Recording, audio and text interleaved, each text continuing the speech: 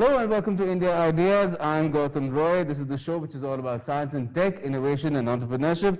And today we're talking about startups and changing working models in the post-COVID world, as several startups are relying more and more on digital tools to work in a remote or hybrid working environment, which is still evolving. Lots of changes related to digital readiness, evolving work culture, employee hiring and management have come in, which have major implications for the future of work, not just for startups, but for almost all organizations in varying degrees. To talk about the future of work, really, we have with us today Gaurang Sinha, Director, Go-to-Market Strategy Flock, which is a real-time communication and collaboration app for companies. We also have Neeraj Hathi Singh, Founder and Managing Director, Signet Infotech, which provides software solutions to global enterprises related to taxation and compliance matters and much more. We also have Vikram Ahuja, co-founder Talent 500, which is the world's fastest growing global team builder, helping companies hire best talent remotely. And we have Narendra Bhandari, member, NASSCOM Product Council and Head Customer Success, Sirocco. First, if I come to you, Gaurang, just tell us, how has Flock been helping companies through the initial and now the sustained phase of COVID impact on business by using its digital tools to keep work going in a remote or hybrid environment, which is, again, like I said, initially is still evolving? Yeah, first of all, thanks for having me back on the show, Gautam. It's good to be back here. Flock's obviously been, we've talked about this on the show before. Flock's been one of the assets that we've, had provided to companies, not just in India, but across the world, in terms of, managing remote work, being able to collaborate seamlessly in terms of text, video, audio, all of the different kind of channels of media. Since that conversation, of course, we've gone the world, go the hybrid way, as you talked about.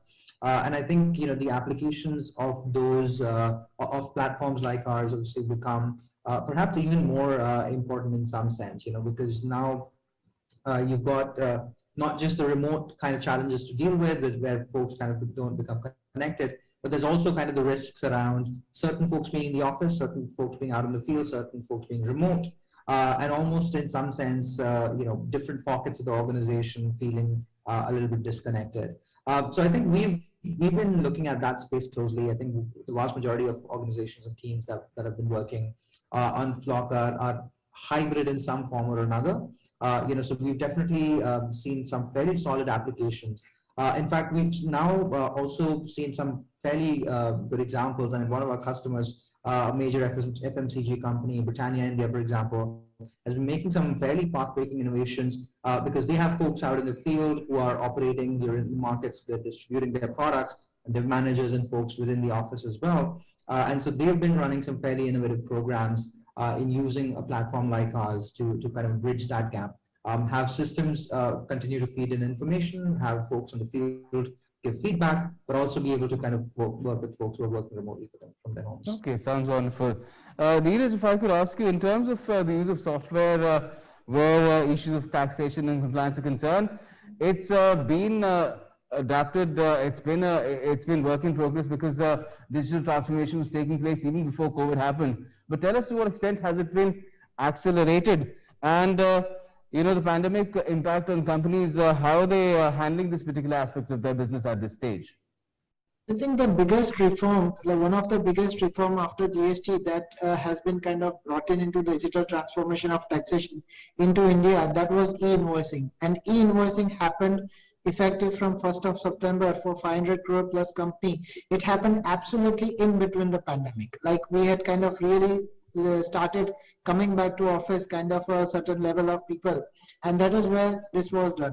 And because of the digital working, or because of the availability of people who could work digitally, it was successfully implemented, and we had some of the least amount of glitches which could have possibly happened in invoicing going live.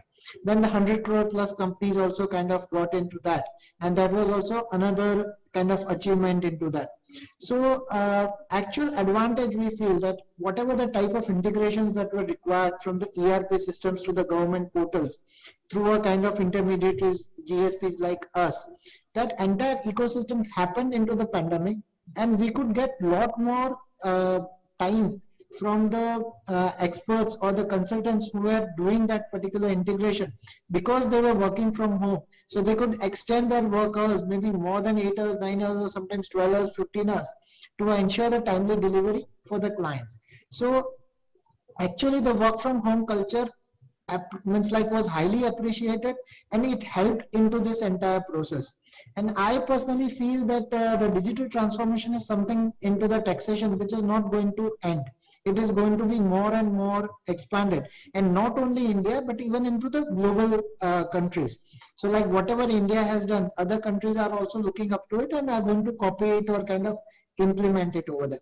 So this digital transformation is going to happen, and the hybrid working models are going to be the new normal. Or I would put it across now, it has become literally a normal, wherein we do not even tell people that it's only going to be work from home for majority of them. So that's a kind of change, I can say, what I've seen into the transformation. Okay, okay, we'll come back to this, how well this work from home mode has worked as far as your end of the business is concerned.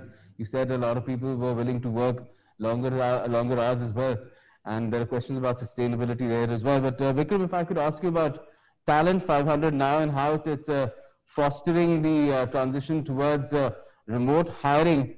You tell us about the positive first, and we'll ask about the pitfalls later. Sure. I think, one of the biggest impacts that the pandemic had on all of us was it made us all remote workers overnight. So whether we liked it or not, we were all sitting, working, behind a computer screen, and that was the only interaction we had with our colleagues. And one of the things that did was immediately break down a lot of misconceptions that people had about this notion of remote work, and if it could be productive, if it could work, and if companies could actually work and grow in this model. So now the answer is pretty much obvious to everybody. It is possible. It makes people productive. People can have happier, healthier lives. And as some of my panelists have pointed out today, I think the future of work has changed irreversibly, moving us into this mode of becoming hybrid workers. One of the things that we've been doing over the last many years is talking about how accessing global talent is a strategic advantage for companies. And a big part of accessing global talent was being comfortable with the idea that your teams could be anywhere. Essentially, you go where the talent is and not the other way around. And I think what COVID has done is it's really increased the acceptability and the interest from organizations around the world, not just in India, in how to actually take advantage of this movement. So today, in fact, we're seeing global companies looking at places such as India to build out their teams. We're looking at Indian companies that are now opening themselves up to the possibility of hiring colleagues and team members in other cities from where they've been. And then perhaps most interestingly and most promisingly, we're seeing the introduction or the participation of a much more diverse workforce in our industries, right? Whether that means that professionals in tier 2s and tier 3s today get opportunities to work in companies without necessarily being based in Bangalore, NCR, or Hyderabad. Or, for example, what we're seeing in the tech sector, which is a resurgence in women applicants getting back into the workforce because of the flexibility that this new model gives them, right? So I think in terms of pros, tremendous amounts of advantages that this has given us, but of course, that comes with its challenges as well. And as was pointed out earlier, how do you sort of make sure that you can make people be productive and retain a sense of well-being and balance? Well-being as well as being connected to a certain culture that most organizations aspire to have, and some are pretty proud of having as well. We'll talk about that later. Narendra, if you could tell us about this interesting report that you guys brought out in April related to talent management in the post-COVID world. First, tell us about some of the major conclusions that that survey or the study arrived at, and because of that, what are the implications for the future of work there as well? Sure. So enough has been spoken about remote work. Now we start thinking ahead. Once we have this diverse remote working talent, how do you manage them? How do you measure them? And as Vikram mentioned, how do you hire them, onboard them? And how do you assign tasks or assign projects so that these can be delegated remotely, managed remotely, and then rewarded in that environment. In the report we talk quite a bit about the thought process behind a manager's role, a leader's role, an employee's role, and then the process design, etc. That's sort of one aspect in the report. The other aspect is this emergence of gig economy, right?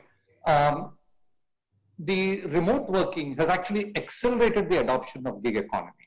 Now here, the simple principle is that individuals may or may not necessarily be employed in an organization, but will continue to be participating. Now there are terms like contractors, etc., which was used in the past, but the whole new dimension is gig economy. Then there is an aspect in the report which goes about, are you ready to absorb the gig workers? And there is something called a gig promoter score.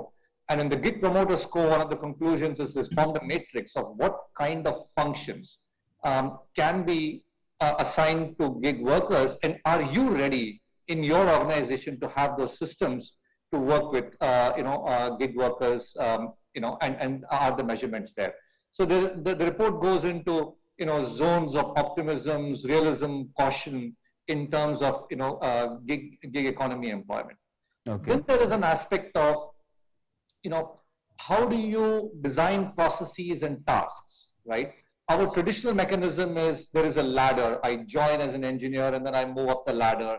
I join as a floor worker, then I move up as a supervisor, and I finish certain tasks and then move up the ladder chain.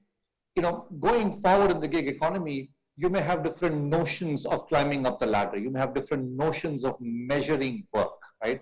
So the report talks in great detail about how you would sort of measure that, aspect that, and reward that.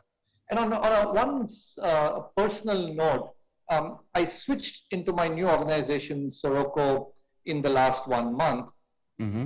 I have not met anybody from my organization so far. I interviewed online, and I don't know anybody in this company from the past. So I've been on board for about 23, 24 odd days, and I don't know anybody from this organization. Our only interaction has been video. So at a very personal level, I can tell you this is sort of, it's working, or at least maybe as humans, we've adapted very fast to make it work for us. Okay. Because you've spoken about adapting to this environment, Gautam, just tell us in terms of how Flock has had to work through from the start of the pandemic to this stage now, where things are sort of falling into place, where this sort of a hybrid mode of working is concerned.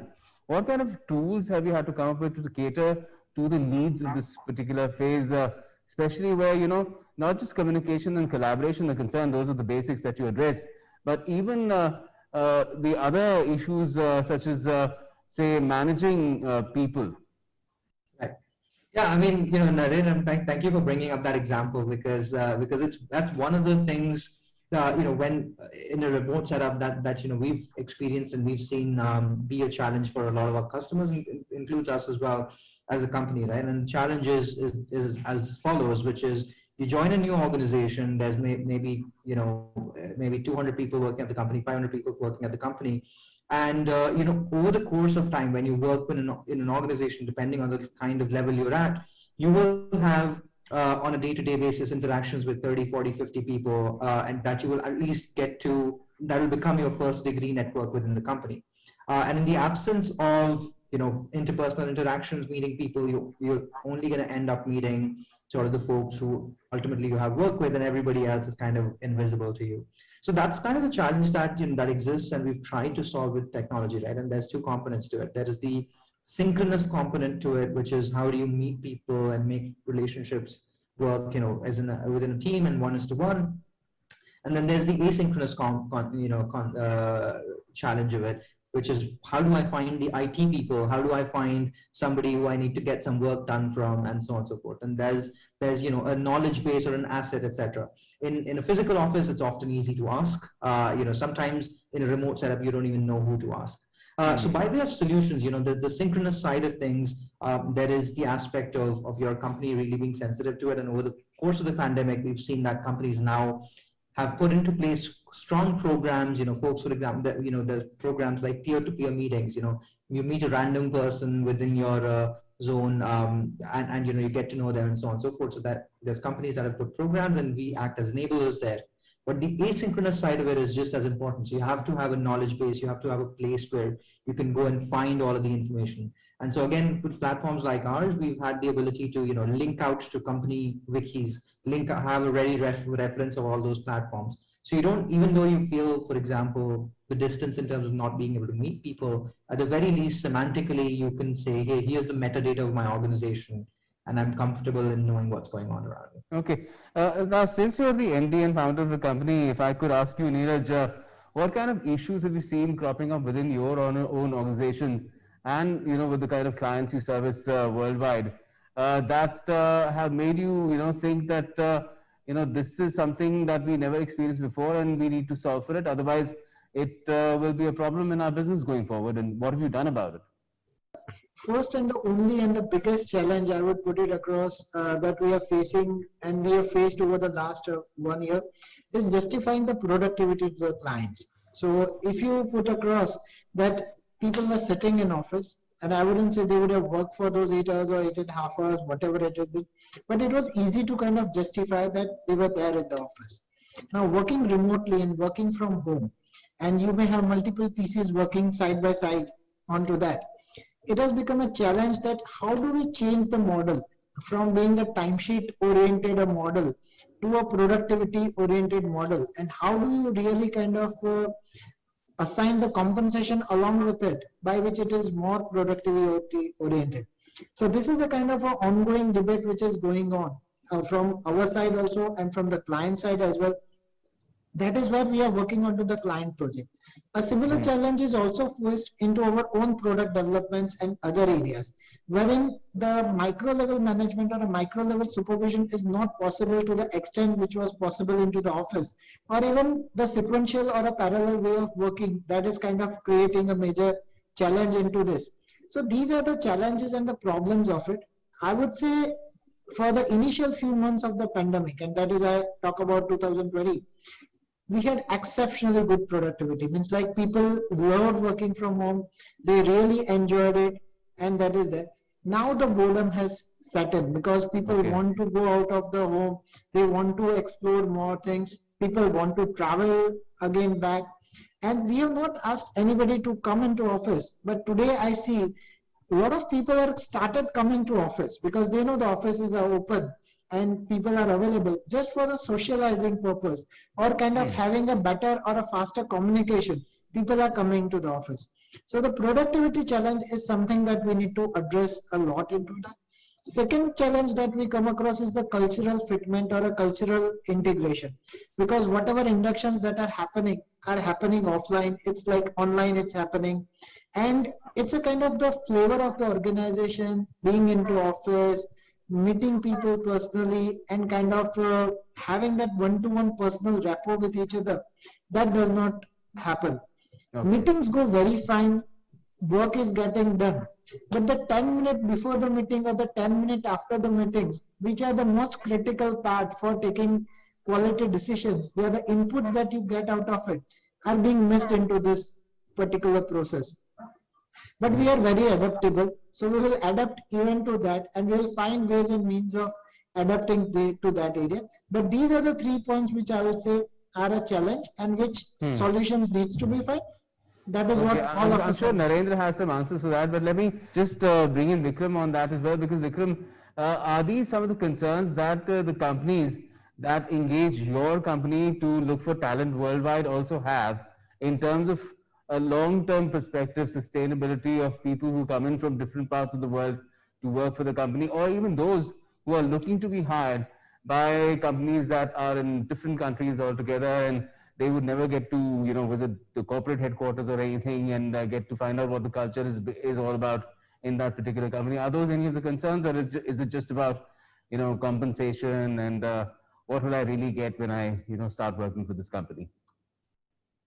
No, I mean, absolutely. These are very valid concerns, and just answering this on 2 ways, right? One is, what are the concerns of the companies, employers and such, right? And as Neeraj pointed out, productivity issues, making sure that people feel engaged, making sure that people are are happy and healthy and productive. I think as an employer, these are extremely valid concerns. And to be honest, I don't think there's a silver bullet for solving this. I mean, this is a question of an employer being very aware of how your team is structured and then building the systems and processes to handle that. I mean, of course, one part of this is making sure that you have the right tools in place. For example, with Flock, the kind of work that Gaurang mentioned, I mean, there are fantastic tools out there that are helping employers do a lot on the engagement front. To flip the question and look at what employees are facing today, there is certainly a disconnect when sitting, sometimes hundreds or thousands of miles away from your colleagues, working in a different time zone, not being able to sort of physically see each other. These are all definite challenges. And I think the way to solve for this is to think about this in a long-term perspective, that it can't always be like this. The hybrid model makes sure that you have to come together. You have to at least have some time that companies will meet and, have their teams meet. And that's something that's been happening. I mean, it's not new. Companies have had distributed teams for a long time. In fact, today in India alone, you have about 1.3 million people that are working in distributed centers of global companies. So they've made it work. It's just about making sure that you're aware of it and then having the systems in place to make it happen whenever possible.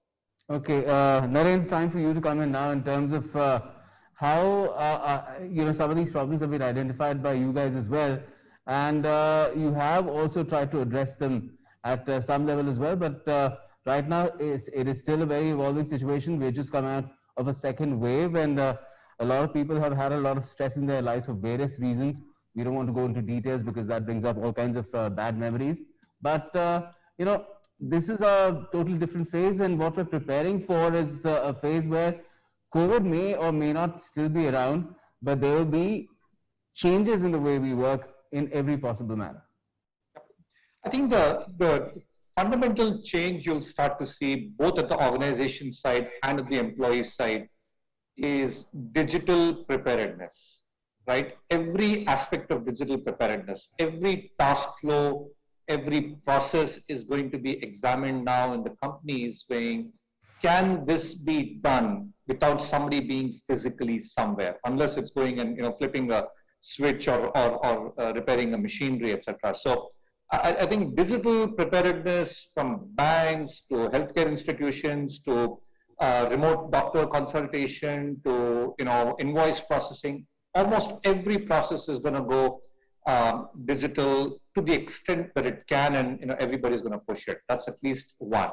Right?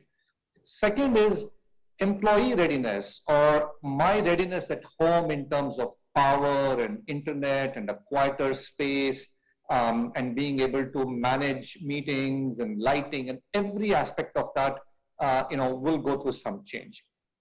We probably will not be, hopefully we're not in the scenario of an extreme like Neeraj described, where we're feeling claustrophobic now, right? We want to get out, right? There is this whole concept of revenge tourism, right? Or revenge travel, which is, yes, I'm going to get out, right? No matter what, at the risk of even my health, physical health, I'm going to get out. Hopefully we will go past that phase very quickly. So what will remain is that this model of, would I prefer to drive to work 2 hours, every day in the city I live in, or would I love to have an option of maybe... But now they're talking about satellite offices as well. Correct, right? Now, satellite offices, working from home, that's why this whole concept of working from home shifts to remote working. Yes. Right? So it's not necessarily home, but you're working off remotely, and you probably don't need to be in your office all the time.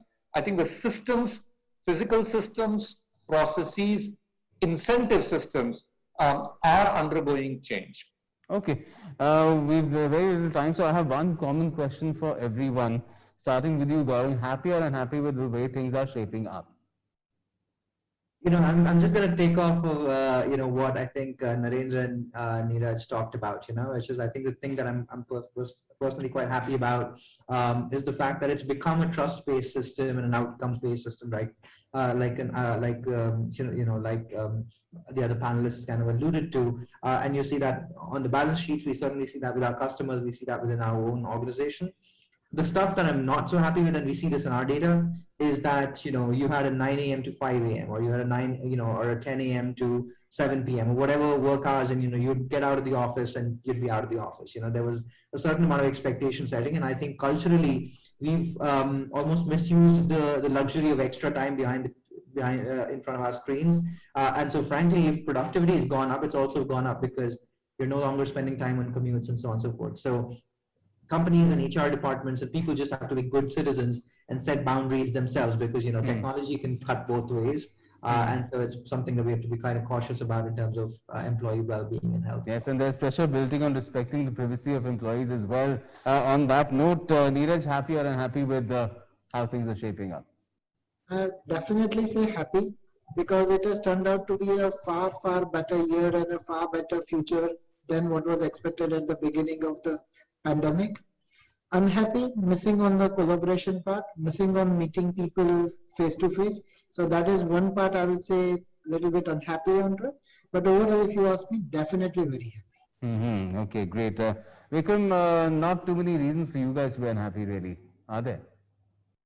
No, extremely happy. I think it's, you know, these last 2 years have been a monumental shift in how work will happen and how, as professionals, we will design our work and personal lives. In many ways, I think the flexibility that's coming in terms of remote work, not just work from home, but in different forms of remote work, the ability that it gives us to have more choices in how we design our lifestyles is phenomenal. And of course, there are downsides to it, and perhaps that's the part that I'm unhappy about, just echoing some of the thoughts that were shared earlier. Just finding more balance and a little bit more understanding in terms of how, you know, work needs to be designed to operate in a manner where people have that balance is crucial. But I think on the plus, you know, hoping that this leads to far more people finding opportunities that they've not been able to because of where they live or because of, you know, their backgrounds and so on. And hopefully it leads us to a huge phase of growth. Okay, and I'll tweak that question for you a bit, Narendra. Happy or unhappy in the context of what this prevailing situation and the days to come mean for, you know, the industry in itself and particularly Indian startups, the ecosystem? Happy from a talent perspective. Both the talent has choices and the employers have choices of talent from anywhere. I think definitely happy from that perspective. Unhappy to a large extent because we're probably missing the diversity of experiences. We have scheduled meetings and we meet the set of people whom we are supposed to meet. That random conversation, that random insight while boarding the metro, or random insight while, you know, walking on the street and observing something, that diversity has shrunk quite a bit over the last sort of 24 months, 18 to 24 months. So we do not want to be contained in the way we think because our experiences have been limited. So that way I'm definitely unhappy. People need to get out, people need to meet and, you know, build a diversity of experiences. And also unhappy because our digital infrastructure from a healthcare perspective, you know, probably needs a significant, you know, upgrade is I think is very clear. Okay.